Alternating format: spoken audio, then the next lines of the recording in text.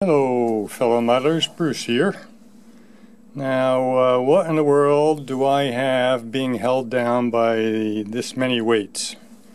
Well, let's take a look. This is a little video that follows up on the build of the Campbell covered bridge. I told you I had to add track to the road bed that'll go into the bridge, and that's what I'm doing here. First thing I did was cut, because this is going to be dual gauge trackage for HO and HON3, was I cut some code 70 rail to a length that leaves a stick over about 1 inch on each side. And I do that because when you try to put a bridge in place on your layout and you have a gap cut for the stream or whatever it's going to be, a gully, a valley, it really helps sometimes to have that track extend so you can let the whole unit just rest on those tracks on either side of that gorge while you kind of figure out what to do scenery-wise to support the bridge underneath. So yeah, leave yourself some extra. You can always cut it off later, but there I have my 3 lengths. And yesterday had a little bit of modeling time, so I put 1 rail down, and that will guide the position of the other 2 rails. You know, did something very simple to figure out kind of how to center it. Is I took a piece of HO track and laid it right between these 2 guard timbers, and yeah, so that's where the rail would end up. I marked it, and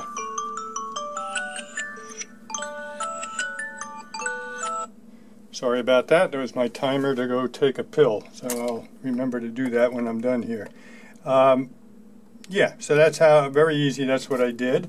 And then to kind of make sure I ended up putting that rail in the right spot, I found a couple pieces of wood that would, when inserted here, bring this rail out to the proper distance, and I glued it down. Now, 5 months ago, I did a video on scratch building the King Post Bridge, and I had to put some rail down, and in that video, if you go look at it, as a matter of fact, I'll tag it at the end of this video, you saw that I said I'm going to use Walther's Goo to put the rail in place, and that was my go-to, and I always used it, and that was true 5 months ago. And it might be true again in the future, but for this assembly, I'm going to try something different under the recommendation of a friend of mine, Jim Messino, who just made a whole bunch of hand-laid turnouts and used the original Gorilla Glue to hold the rails down. And that's what I am going to use. Tools that you need when you're laying down any track, because you're going to have to cut it, you want your Zuron rail cutters. They are the best things in the world for giving you a nice clean cut. Don't use them for anything else, just save them for your rail. Even though they give you a clean cut, you still need to tidy up the ends a little bit to get any burrs off, and so you need a couple needle files for that. What else am I going to use here? Eventually I'm going to put some spikes in there, and I use a needle nose plier to insert the spikes. I'll probably pre-drill some holes for those spikes so it doesn't split the rails or bend the spikes, and so you need a you know, the right diameter drill bit in a pin vise. So those are some of the tools that you need. You need weights, as I showed you, and you need these track gauges from Micro Engineering. Now there might be other companies who sell these things. I don't know. I've never seen anything other than Micro Engineering. And what they will do is on the bottom they have these slots spaced properly to give you the distance between the 2 rails that you are looking for. So this is get it in the right position there. This is one that is labeled track gauge for HO code 70 rail. So it's going to be standard HO distance between the rails. That's your gauge. And code 70 is the weight of the track. Now for my narrow gauge railroad, I tend to use code 70 for almost everything and some code 55 elsewhere. And I have these track gauges for HO standard gauge in code 70. I have them for HON3 in code 70, and I have HON3 code 55.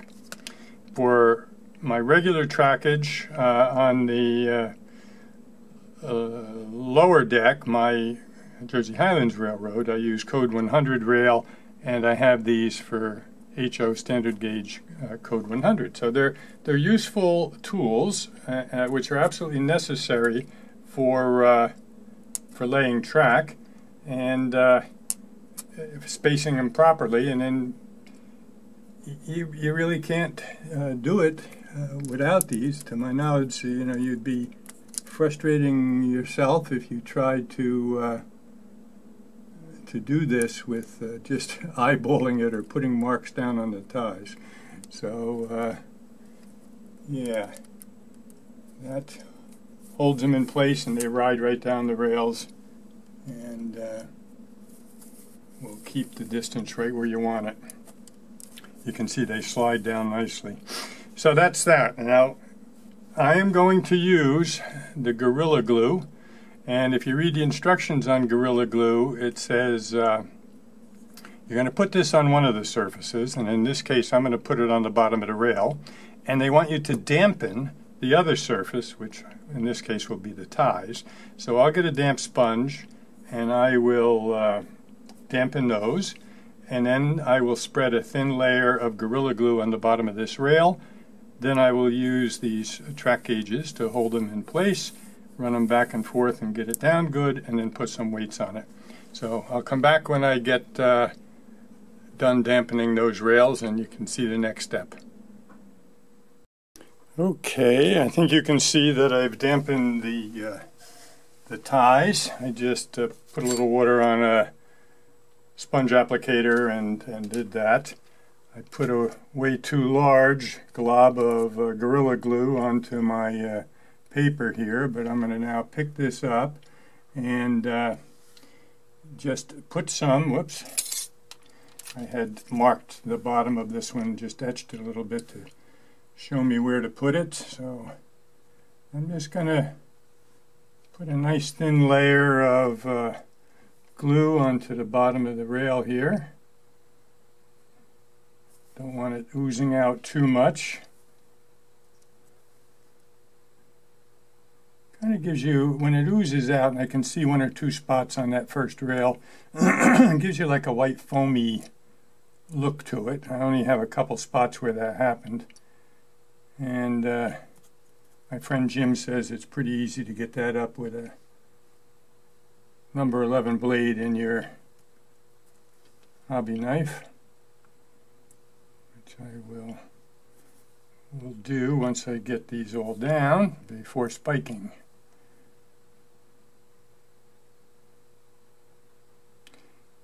Read the instructions on that Gorilla Glue, because besides dampening the one of the surfaces, they tell you that when you're done and going to put it back in storage, before putting the cap on it, you kind of squeeze the bottle to get the excess air out, and then put the top on and then leave go, which is going to give you kind of a good vacuum seal on the on that lid. So just follow the instructions.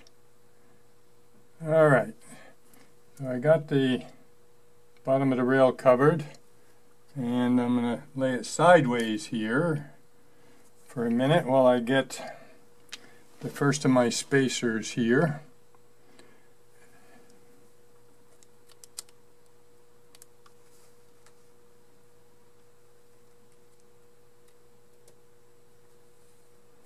There we go. Kind of get this one the same length as the other one there.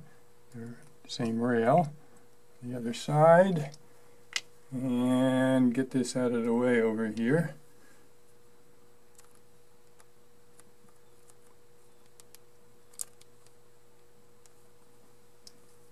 Okay, both of these are moving freely. You can see I got a bunch of excess glue from not putting this in the right position the first time here. All right, let's see here. I'll just get these the same length anyway. Okay. So, yeah, I'll go back and forth a few times with this, kind of get a good seal on it, and a good positioning, and get it down here.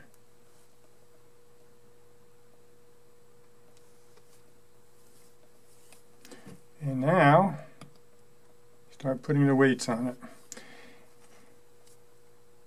Now it gets a pretty good grip, Jim says, like within a half hour. And then they say that it will glue, permanently in about 12 hours. But what I'm going to do is get these weights on it, and then tonight, maybe about 8 hours away, I'll come in and put that third rail in. And yeah, then tomorrow I can do the spiking and finish this job up. So there you go. We'll see how the Gorilla Glue works when I come back to this video. Talk to you.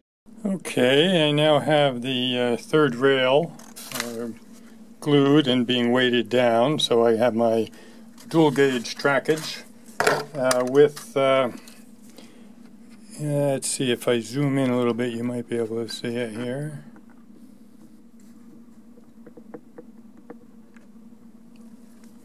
On this side, from this outer rail to this center rail, that's HON3, and from this outer rail to this outer rail is HO standard gauge. So the way that's sitting right down there, the narrow gauge is on the left side, the far side of the trackage, heading this way. Now ultimately I have to, when I put it in the bridge, make sure the bridge is going to be feeding traffic into eventually the engine house, and the engine house has the left track being a dual gauge with the narrow gauge on the right, and on the right hand bay of the engine house, that's strictly narrow gauge. So I have already built and documented in a very old one of my videos on my channel a gauge separation turnout that on the straight through run part of the turnout is dual gauge coming in, dual gauge going out, that will feed into here, and the gauge separation is a right hand turnout that is narrow gauge only, which will feed into here. So when I glue this unit here, and let me back out again so you can see.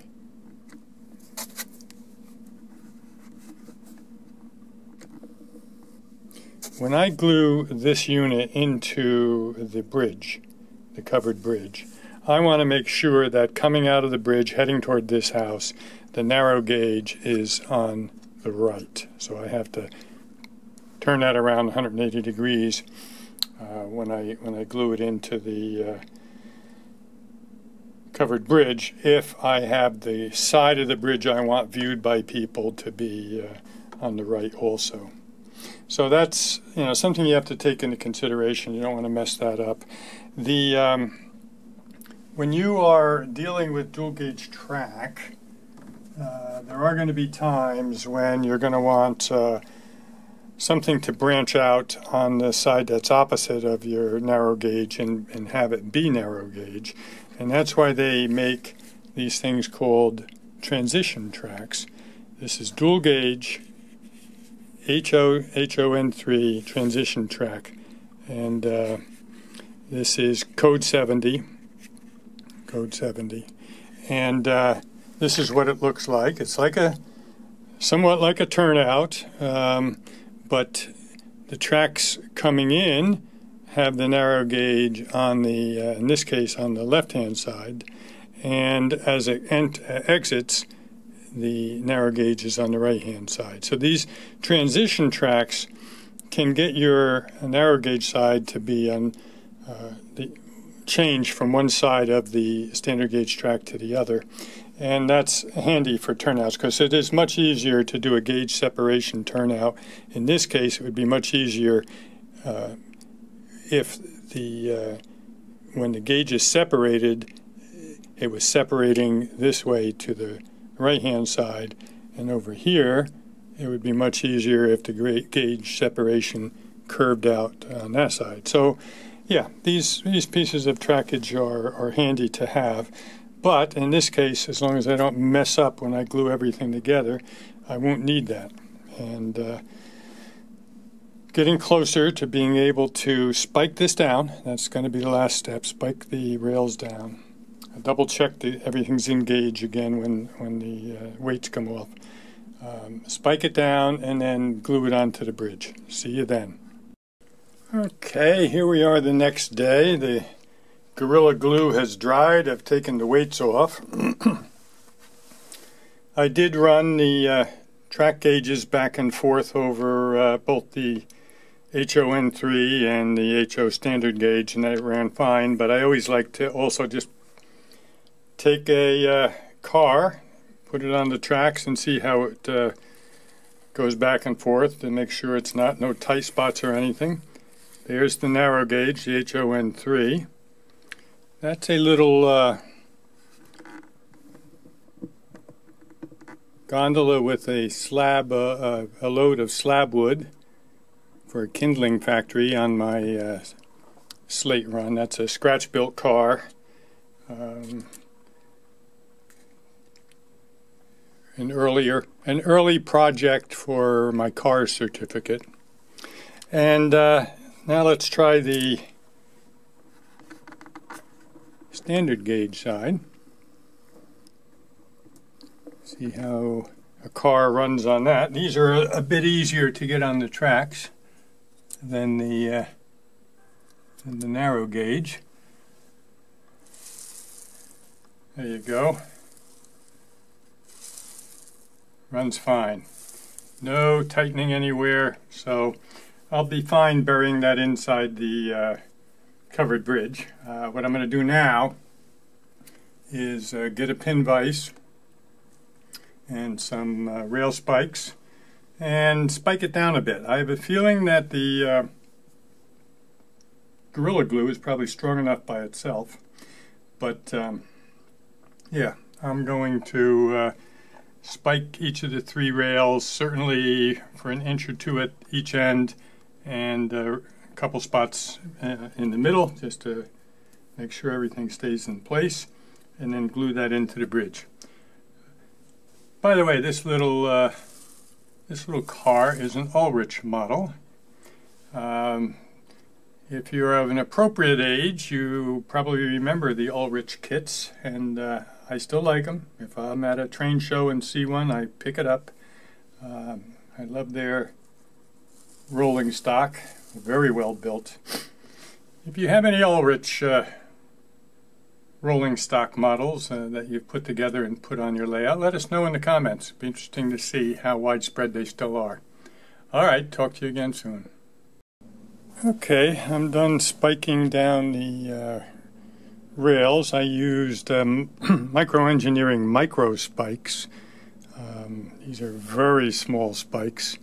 I tried one of the larger spikes and it came through the bottom of the assembly, and I didn't want it interfering with the bottom of the bridge, so I used these very tiny micro spikes. You got to pre-drill the holes, so I got my pin vise, put a number 80 drill bit in, and then once I had those starter holes, just take my needle nose pliers and pick up a micro spike, put it in, push it down, get it in place, etc. I think when I'm actually laying the track on the railroad itself.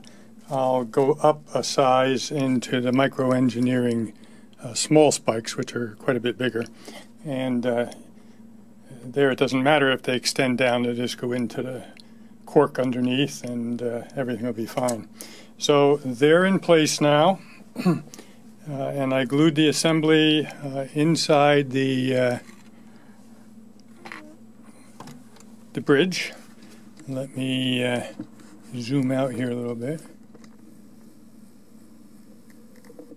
Okay, so we got that centered and glued in place, and the rails extend out a bit as I said I wanted them to on both ends. And yeah, we're all ready for some weathering, which I'll do in a separate short video. As always, if you enjoyed the video, and this is kind of like, you know, seeing the last two steps of the Campbell covered bridge build. If you enjoyed the video, please give it a thumbs up, and if you have a mind to, subscribe to the channel, and I will talk to you again soon. In the meantime, happy modeling.